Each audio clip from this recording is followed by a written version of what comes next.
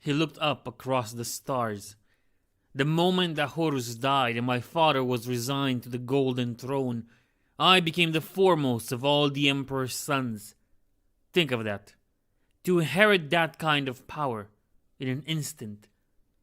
10,000 years ago, the Ultramarines Legion was without peer, and there was no goal beyond our reach.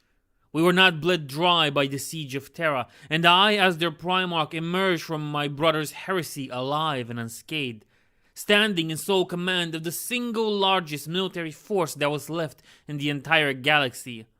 All others, traitor and loyalist alike, were ghosts of their former strength. I only had to give the order, and the Ultramarines would have put the crown of the undisputed ruler of the human race on my head. The strength, the ability to make this a reality, is not what made my allegiance special. What made us special was that each and every one of us saw that reality clearly, that the entire galaxy was ours for the taking. All we had to do was conquer, and yet when the time came, we did not do it. We walked to the edge of the precipice and made the choice to turn from it. I did not feel arrogance or disregard or contempt for an imperium that would have collapsed without me. Instead, I felt an unbelievable crushing responsibility.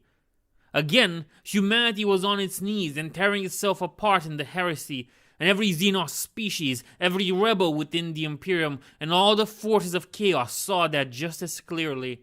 The Ultramarines were the only thing that could keep our species from going extinct. I even took my greatest weapon, my Legion, and destroyed it. My codex fractured my life's work into 1,000 pieces, but the Ultramarines as a chapter still inherit the same burden and responsibility they bore as a Legion. Imagine that. The weight of responsibility had crushed a force of hundreds of thousands, now placed upon the backs of just 1,000. That is what it truly means to be an Ultramarine. Seeing someone weaker than ourselves does not make us superior. It makes us responsible for their safety. My sons are men walking amongst children, and we cannot indulge despair, not now, at our darkest hour.